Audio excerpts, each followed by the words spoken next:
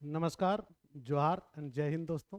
मैं योगेश कुमार आप सभी को साथ आज के सेशन में हम लोग खोरठा व्याकरण का जो सेक्शन है और सबसे मोस्ट इम्पोर्टेंट सेक्शन जिसको नाउन बोलते हैं। किसी भी व्याकरण के अगर सेक्शन में जाएंगे तो सबसे पहले वर्ण विचार आता है, उसके बाद जो चैप्टर आता है वह संज्ञा का ही होता है। तो आज हम लोग खोरठा में संज्ञा को समझेंगे और इसे हम लोग खोरठा में किस प्रकार से लिखते हैं यह भी देख लेंगे। इसे हम लोग लिखते हैं संज्ञा, यानी कि इस टाइप से समन इस बार ई और गौ में आकर संज्ञा। नाउन है तो परिभाषाएं होंगी और समझना भी होगा कि किस प्रकार से खोरठा की संज्ञा दूसरे से अलग है और कहाँ कहाँ समानताएं हैं। जब पूरा क्लास आप कर लेंगे तो आपको जो संज्ञा से रिलेटेड प्रश्न है, जैसा कि हम लोगों ने पिछला एमसीक्यूज किया था तो बहुत कोई गलत मार रहे थे, आज वो क्लियरेंस हो जाएगी आपकी संज्ञा से संबंधित। तो चलिए विषय को पर चलते हैं और स्टार्ट करते हैं आज का क्लास। व्याकरण सेक्शन में है स्पेशल खोरठा व्याकरण, और इसमें हम लोग देख रहे हैं नाउन को, खोरठा में नाउन को। शुरू करते हैं। सबसे पहले परिभाषा या परिभाषा, संज्ञा की परिभाषा क्या होती है। परिभाषा कहने का तात्पर्य मेरा है कि जो परिभाषाएं बुक्स में है या जो परिभाषाएं आपके किताबों में दी गई है, उन्हीं किताबों की परिभाषाओं के साथ साथ में हम लोग जो आम जिंदगी में जो बोलचाल में प्रयोग करते हैं उसे भी ध्यान रखेंगे। और कई शब्द ऐसे आएंगे जो आपको लगेगा कि इसका जो है भेद में डिफरेंस है। कहाँ से? तो हिंदी के जो नाउन है उसमें से। तो इसमें घबराने की कोई बात नहीं है, दोनों की परिपाटी अलग है और दोनों का जो है व्याकरण की जो परिभाषाएं हैं उसमें थोड़ा बहुत अंतर है। इसी अंतर के चलते ही तो आपको पढ़ना है, और अगर अंतर नहीं होता तो हिंदी जैसे ही आप याद कर लेते तो चला जाता, परेशानी नहीं होती। लेकिन यहाँ पर थोड़ा हिंदी से डिफरेंस है, तो अगर डिफरेंस है तो उस डिफरेंस को जानना होगा। चलिए देखते हैं, पहले परिभाषा को देखते हैं। व्याकरण वैसन शब्द के, व्याकरण वैसन शब्द के, वैसन शब्द के संज्ञा कहल जा है जकर से कोनो हो ठाव, ठाव मतलब स्थान, कोनो हो ठाव, चीज, वस्तु, चीज वस्तु मतलब हो गया सामान या द्रव्य जिसको बोलते हैं। कोनो व्यक्ति यानी कि सिंगल मनुष्य के नाम का बोध हुए है तो ओकरा की कहल जा है, संज्ञा कहल जा है। यानी कि कहने का मतलब है all the namings word are called noun, जैसे कि सभी नामधारी चीज़ों को हम लोग संज्ञा कहते हैं। यहाँ पर तो एक छोटा मोटा परिभाषा है, हिंदी में क्या कहता है, किसी व्यक्ति वस्तु या स्थान के नाम को संज्ञा कहते हैं। यहाँ पर क्या कह रहा है कि वैसन शब्द के संज्ञा कहल जा है जकर से कोनो ठाव, चीज, वस्तु और कोनो व्यक्ति के नाम के बोध हुए है। परिभाषा तो लगभग लगभग यहाँ पर सेम दिख रहे हैं। तो यहाँ पर क्या कहा है, नाम के ही संज्ञा कहल जाए, यानी कि नाम जो है इसी को हम लोग क्या कहते हैं, संज्ञा कहते हैं। जैसे एग्जाम्पल देखें, नाम ठाव स्थान में क्या था, जैसे धनबाद हो गया, रांची हो गया, गिरिडीह हो गया, ये सारी चीजें हो गया। चीज वस्तु कहेंगे करेला, बैंगन, आलू, सोना, माटी, चांदी, ये सब। व्यक्ति का नाम कहेंगे अगर तो तिलका मांझी, विनोद बाबू, शिबू सोरेन, इटिसे, ये सारे क्या है, ये सारे संज्ञा हैं। और हम लोग इसको पकड़ेंगे कैसे कि व्यक्तिवाचक है तो एकदम सीधा सा नाम है, यहाँ पर किसी व्यक्ति का नाम के बारे में कहा गया है। वस्तुवाचक है तो सामान है, बैंगन है, आलू है, तो आपका द्रव्यवाचक होगा, ठाव है तो स्थानवाची हो गया। तो धनबाद, रांची, गिरिडीह या कई अन्य स्थानों के नाम आप यहाँ पर लिया जा सकता है। तो संज्ञा की परिभाषा जो है एकदम सिंपल है और वही परिभाषा है जिस प्रकार से हिंदी में हम लोग पढ़ते हैं। जिस प्रकार से नाउन की जो आपका डेफिनेशन इंग्लिश में पढ़ते हैं लगभग लगभग सेम वही है। कहाँ अंतर है इसको हम लोग समझेंगे आगे। अगर परिभाषा की दृष्टि से अगर देखेंगे तो इनके भेद जो है, भेद कितने हैं, तो यहाँ पर भी भेद जो है यह 5 ही है। 5 भेद हैं संज्ञा के यहाँ पर भी, और 5 भेद संज्ञा के यहाँ पर भी है, तो भाई अंतर क्या है इन भेदों में, तो इसे भी देखेंगे और सबका नाम एक एक करके जानेंगे। पहला यहाँ पर जातिवाचक संज्ञा, 1 नंबर में क्या आता है, जातिवाचक संज्ञा, जिसको खोरठा में बोलते हैं जायतवाचक। जायतवाचक, जातिवाचक संज्ञा को क्या कहते हैं, तो जायतवाचक। ठीक है। नेक्स्ट नंबर आता है 2 नंबर में आप देखेंगे तो व्यक्तिवाचक संज्ञा, यानी कि व्यक्तिवाचक संज्ञा, व्यक्तिवाचक इसको कहते हैं। तीसरा नंबर अगर आप देखेंगे तो वह है भाववाचक संज्ञा, इसमें होता है भाव और गुणवाचक संज्ञा। खोरठा में क्या होता है, भाव और गुणवाचक संज्ञा। इसी तरह से अगर चौथा नंबर देखेंगे समूहवाचक संज्ञा को यहाँ पर कहते हैं गोठवाचक संज्ञा। गोठ कहते हैं जहाँ पर एक वंश जिसको बोल सकते हैं, या एक समूह जैसे हम लोग बात करते हैं तो उसी को गोठ बोला जाता है, जहाँ पर कई चीजें एक साथ में रहे, यानी कि जैसे कि कई टुकड़ियां हैं एक साथ में मिला के, कई डालियां हैं एक साथ में मिला के, अनेक पौधों का समूह है, तो उसको हम लोग क्या कहते हैं, गोठ कहते हैं। कई जानवर एक जगह में खड़ा है तो उसको हम लोग क्या कहते हैं, गोठ कहते हैं। तो यहाँ गोठवाचक मतलब हो गया समूहवाचक। और द्रव्यवाचक जो संज्ञा है इसको हम लोग कहते हैं यहाँ पर जिनिसवाचक संज्ञा। जिनिस मतलब होता है समान, समान मतलब बराबर नहीं जानेंगे, यहाँ समान मतलब सामग्री, जिनिस मतलब होता है सामग्री, तो सामग्रीवाचक कह सकते हैं या जिनिसवाचक संज्ञा इसे कह सकते हैं द्रव्यवाचक संज्ञा को। तो खोरठा में भेद अगर पूछा जाए तो क्या होगा, पहला जायतवाचक, दूसरा हो गया व्यक्तिवाचक, तीसरा हो गया गुण भाववाचक, चौथा हो गया गोठवाचक और पांचवा हो गया जिनिसवाचक। एक बार फिर से समझ लीजिए, जायतवाचक संज्ञा एक एक करके फिर करेंगे खोरठा में, व्यक्तिवाचक संज्ञा, भाव गुणवाचक संज्ञा, गोठवाचक संज्ञा और जिनिसवाचक संज्ञा। यहाँ पर देखेंगे तो आपको समझ में आएगा कि ये जो 5 भेद है, ये पांचों भेद जो है मूल रूप से खोरठा संज्ञा के भेद हैं। और इन्हीं भेदों के आधार पर हमने आप लोगों के सामने MCQs डाले थे, जिसके बाद सभी ने कमेंट भी करके कहा है कि सर पहले क्लास करवा दीजिए, हम लोग से नहीं हो रहा है। तो अच्छी बात है, क्लास भी कर लीजिए और जवाब दीजिए, क्योंकि ज़्यादा से ज़्यादा आपको जवाब देना है, और जवाब देने के लिए आपको क्लास तो करना ही पड़ेगा, क्योंकि क्लास जब तक करिएगा नहीं तब तक आप सही से जवाब दे नहीं पाइएगा। और जवाब देना है, क्यों, क्योंकि आपको कंपटीशन निकालना है।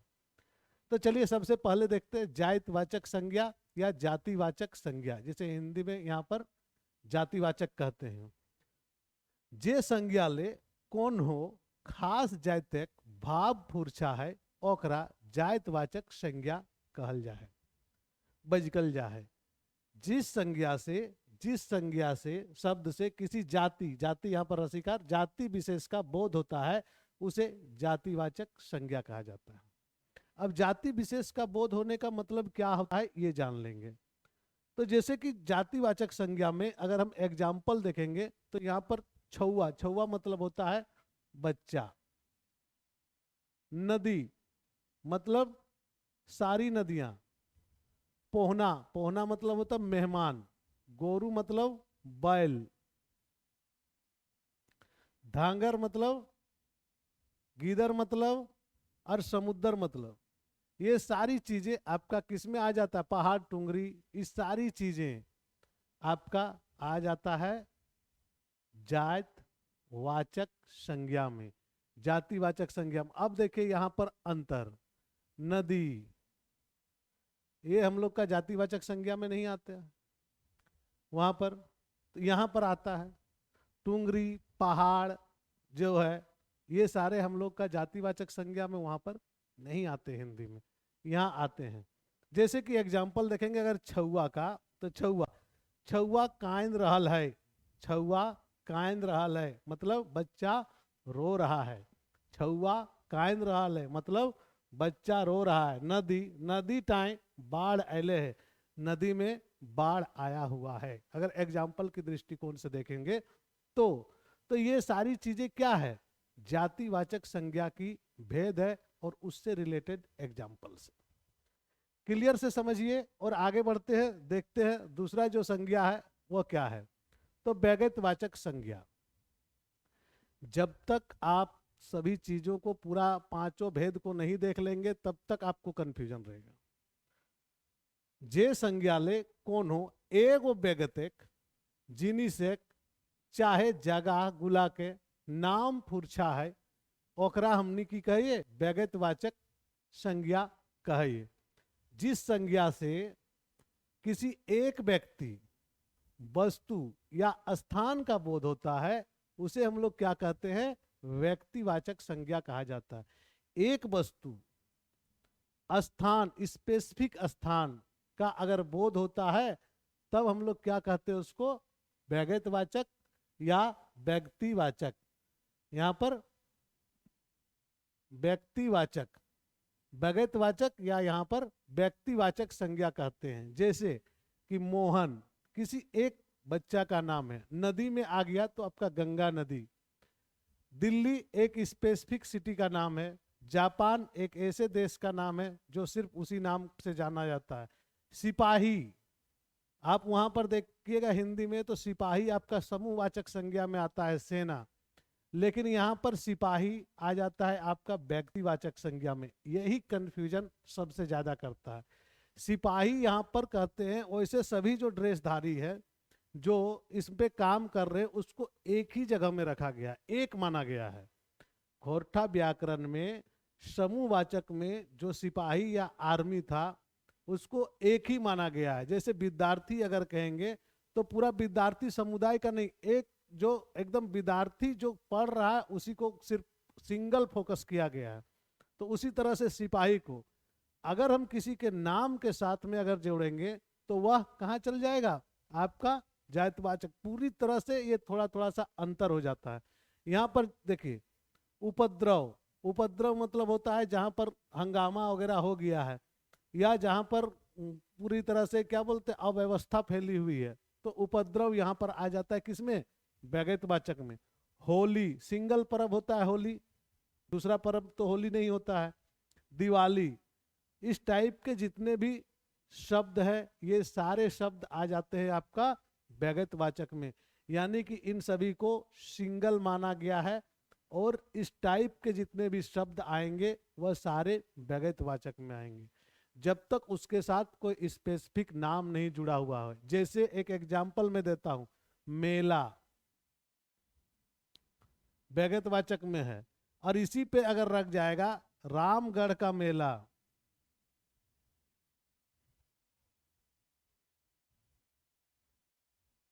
तो इस स्पेसिफिक हो गया, ये जातिवाचक में आ गया और ये रामगढ़ जैसे लग गया तो वह स्पेसिफिक हो गया, तो वहां पर क्या हो जाएगा, व्यक्तिवाचक हो जाएगा। तो जब तक उसके साथ में एक स्पेशल नाम नहीं जुड़ जाता है तो उन शब्दों को जिसको हम लोग समूहवाचक में गिनती करते थे वह यहाँ पर जातिवाचक में आ जाता है। ठीक है, तो इस टाइप के हम लोग एग्जाम्पल्स को देखेंगे आगे चल के, तो वहां पर आप लोगों को दिक्कत नहीं होगी। कई चीजें हैं जो कि आप लोगों को पढ़ना है। जैसे एग्जाम्पल यहाँ पर देखेंगे, सुरेश जातिवाचक व्यक्तिवाचक में है, तो सुरेश घर गेल है, सुरेश घर गया है। उसी तरह से ऋग्वेद, ऋग्वेद सबले पूर्ण वेद है या सबले पुराना वेद है, यानी कि सबसे पूर्ण वेद कौन है, ऋग्वेद, यानी कि पुरान वेद जो है वह ऋग्वेद है। नेक्स्ट देखेंगे तो आ जाता है आपका समूहवाचक संज्ञा। समूहवाचक संज्ञा का यहाँ पर थोड़ा सा कई तरह के रोल्स हैं और देखेंगे यहाँ पर समूहवाचक संज्ञा में क्या परिभाषा दी गई है। जे संज्ञा ले कोनो व्यक्तिक वा जिनिसेक गोठेक भाव फुरचा है गोठवाचक संज्ञा बजकल जा है, यानी कि जिस संज्ञा से किसी एक व्यक्ति वस्तु के समूह का बोध होता है उसे हम लोग क्या कहते हैं, समूहवाचक संज्ञा कहते हैं। जैसे यहाँ पर बैठकी, जतरा, पेठिया बाजार, स्कूल, बरियात, किला से, आरो आरो। अब यहाँ पर जैसे ही हम इसमें मेला जैसे है यहाँ पर बैठकी, ककर बैठकी, तो अगर हम इसमें लगा देंगे मंत्री जी के बैठकी, मंत्री जी, तब भी सारे मंत्री आ जाते हैं। लेकिन यहाँ पर जैसे ही बोलेंगे शिक्षा मंत्री जी की बैठकी, तो यह क्या हो जाएगा, आपका व्यक्तिवाचक में चला जाएगा। यही यहाँ पर सबसे बड़ा जो है रोल है, इसको समझना है। यात्रा जैसे बोल रहे हैं तो यात्रा जैसे अभी समूहवाचक संज्ञा में आ गया। अब यहीं पर लिख देंगे हम रामगढ़ का यात्रा, रामगढ़ यात्रा, तो यह कहाँ चला जाएगा, व्यक्तिवाचक में चल जाएगा, व्यक्तिवाचक में। पेठिया जैसे बाजार है आपका, यहाँ क्या है, समूहवाचक में। लेकिन पेठिया के साथ में अगर जोड़ देंगे हम कि धनवैदक पेठिया, धनवैदक पेठिया, तो यह क्या हो जाएगा, व्यक्तिवाचक संज्ञा होगा। जैसे स्कूल है, स्कूल के साथ में नाम जुड़ जाएगा, जैसे कि संत लुइस स्कूल, संत लुइस स्कूल, तो वह कहाँ चल जाएगा, व्यक्तिवाचक संज्ञा में चला जाएगा। इसी प्रकार से जो है आपका चेंजिंग होता है, इसको ध्यान में आपको रखना पड़ेगा, खास करके जब आप यहाँ पर संज्ञा को बनाइएगा एमसीक्यूज में। ये सारी जो चेंजेज हैं, ये सारे चेंजेज आपके हिंदी में नहीं देखने को मिलते हैं, जो कि खोरठा में देखने को मिलते हैं। नेक्स्ट आपका द्रव्यवाचक संज्ञा, यानी कि जिनिसवाचक संज्ञा। ओइसन जिनिस के जिनिसवाचक संज्ञा बजकल जा है, जकर से नाप जोख करल जा सकू है। जिस संज्ञा से वैसे वस्तु जिसका नाप तोल किया जा सकता है, तो उसको हम लोग क्या कहते हैं, द्रव्यवाचक संज्ञा कहते हैं।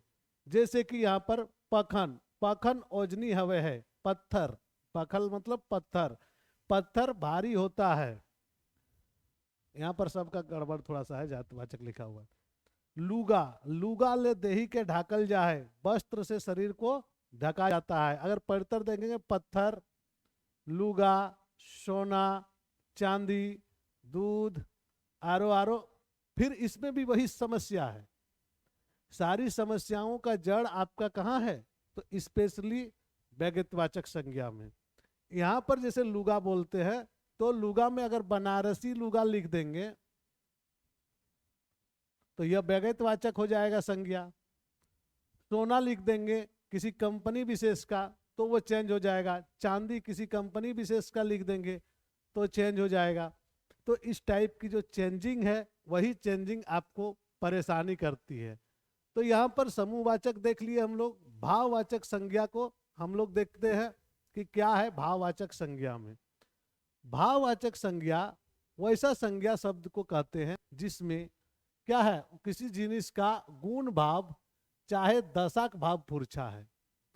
मतलब दशा कहने का मतलब है उसकी जो स्थिति है, अवस्थिति है, उसका अगर भाव फुरछाता है तो उसको हम लोग क्या कहते हैं, भाववाचक संज्ञा या भाव गुणवाचक संज्ञा कहते हैं। जैसे जैसे अगर कहेंगे तो छौआ, ढड़नच, किचकिचाई, ढांगा, बूढ़ा, या कैसे छौआ मतलब क्या होता है, छोटा बच्चा, छोटा बच्चा। धड़नच मतलब नौटंकी, नौटंकी करना। किचकिच मतलब जैसे बरसात के दिन में जमीन हो जाता है किचकिच, कीचड़, जमीन का कीचड़। ढांगा मतलब लंबा। बूढ़ा मतलब उम्र से जो बुढ़ापा की ओर चले गए हैं। इस प्रकार के जो शब्द है, यह शब्द आपका क्या बता रहा है, किसी का भाव बता रहा है, किसी का गुण बता रहा है। तो इसको हम लोग क्या कहते हैं, गुणवाचक संज्ञा। जैसे एग्जाम्पल देंगे, बूढ़ा गुला रोदे बैसल है। बूढ़ा लोग जो है वह कहाँ बैठा हुआ है, तो धूप में बैठे हुए हैं। वो आदमी टा कहते ढांगा है, वह आदमी कितना लंबा है। अगर कोई लंबा है तो उसको यहाँ पर दिखाया गया है कि कोई लंबा है। तो हम लोग जैसे कि देखें इसमें संज्ञा में, और संज्ञा में कई चीज़ें हम लोगों को देखना है आगे भी। यह एक सिंपल सा क्लास है जिसमें हम लोग संज्ञा की परिभाषा को समझें। और आप लोगों को नोट्स तो मिल ही जा रहा है, उस पर देख लेंगे। और हम लोग इस पर एक रूल्स का अलग से वीडियोज बनाएंगे। रूल्स का वीडियोज ये होगा जिससे आपको ऑब्जेक्टिव पकड़ने में बड़ा ही सुंदर सा एकदम नियम बना देंगे, जिसके तहत आप लोग क्या कीजिएगा, जो संज्ञा में जो बदलाव होता है उस बदलाव को पहचान पाना यहाँ पर जरूरी है, पहचानना यहाँ पर जरूरी है।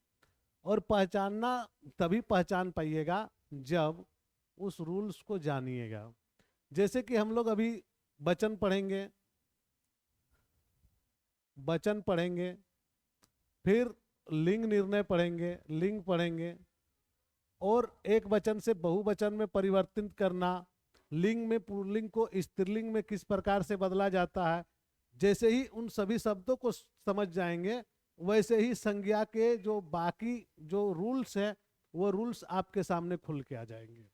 अभी जो थोड़ा बहुत भी आप लोगों के अंदर में कंफ्यूजन जो जाग रहा है, यह कंफ्यूजन इसलिए जाग रहा है क्योंकि ये जो व्याकरण है, यह व्याकरण थोड़ा सा तो डिफरेंस है। आपका अगर बोलेंगे हिंदी व्याकरण से थोड़ा सा डिफरेंस है, और उस डिफरेंस के आधार पर जैसे ही ऑब्जेक्टिव को आप बनाने जाइएगा तो आप गलती कर बैठिएगा। यहाँ पर आपको कंप्लीटली जो उसका सॉल्यूशन क्या होगा और क्यों हुआ है यह भी बताया जाएगा। सबसे पहले तो व्याकरण में सभी चीजों की परिभाषाएं आपके सामने आ जाएंगी। सभी का परिभाषाएं हम लोग देख लेंगे, जितने भी व्याकरण में है सभी की परिभाषाएं देख लेंगे हम लोग। उसके जो एग्जाम्पल्स हैं उनको समझ लेंगे। तीसरा, उनके नियम को, रूल्स जो है, रूल्स को उसे समझेंगे। और चौथा, कैसे हुआ चेंज, बदलाव, उसको भी देखेंगे। तो बदलाव के जो नियम है, यहाँ पर जो रूल्स हैं, उन रूल्स को हम लोग आगे करते जाएंगे। जैसे ही व्याकरण की जो सारे टॉपिक्स हैं वो कंप्लीट होंगी तो हम लोग चेंज करने के लिए सीखने लगेंगे। और वो चेंज करने के लिए जब सीखेंगे तो क्योंकि उसके पहले ही व्याकरण आपकी कंप्लीट रहनी चाहिए, और व्याकरण कंप्लीट हो जाएगी और जब रूल्स को आप पकड़ लीजिएगा तो आपके एक भी क्वेश्चंस नहीं छूटेंगे। कैसे जातिवाचक से भाववाचक में बदलेंगे, कैसे व्यक्तिवाचक जातिवाचक में बदलने का क्या नियम है, समूहवाचक को अगर हम व्यक्तिवाचक में कैसे नियम में बदल सकते हैं। ये जो नियम है उसके आधार पर जैसे ही चलिएगा आपका क्या होगा, जो क्वेश्चंस आपके सामने रखे जाते हैं वे क्वेश्चंस ऑटोमेटिक आपके सामने सॉल्व होते जाएंगे, और जो सॉल्व होते जाएंगे तो आपकी समस्या का निदान हो जाएगा। जिस समस्या से आप भाग रहे हैं वह समस्या ये है कि व्याकरण को आप लोगों ने नहीं पढ़ा। आप लोगों ने पढ़ने का शुरू किया कहाँ से, तो गीत से, कहानी से, इस सभी से चीज शुरू किया। लेकिन किसी भी भाषा को सीखने का सबसे पहला तरीका है उसके व्याकरण को सीखना, और उसके व्याकरण को सिखाया अभी तक नहीं गया है, क्योंकि व्याकरण तो ऑलरेडी पहले से भी अपलोडेड थे, तो आप लोग उसको ध्यान नहीं दे रहे हैं। तो आज से व्याकरण पर ध्यान देना शुरू कर दीजिए, क्योंकि 30 प्रश्न यहाँ से रहेंगे। इतना जान लीजिए, 30 प्रश्न बहुत बड़ा मार्जिन है जो कि व्याकरण आपको देगा, और थोड़े थोड़े से नियम हैं जो कि आसानी से आप कर पाएंगे। किताबों में जहाँ पर कहानियाँ हैं या जहाँ पर कविताएं हैं, जहाँ पर आपकी गीत हैं, लोकगीत हैं, वहाँ पर क्वेश्चंस इधर उधर भाग सकते हैं, लेकिन व्याकरण के क्वेश्चंस एकदम रीजनिंग की तरह होते हैं। और रीजनिंग की तरह जो क्वेश्चंस होंगे तो वो आसानी से आप क्या करेंगे, उसको सॉल्व कर पाएंगे। चलिए मिलते हैं नेक्स्ट सेशन में ऐसे ही छोटे छोटे वीडियोज के साथ में। धन्यवाद, जोहार एंड जय हिंद।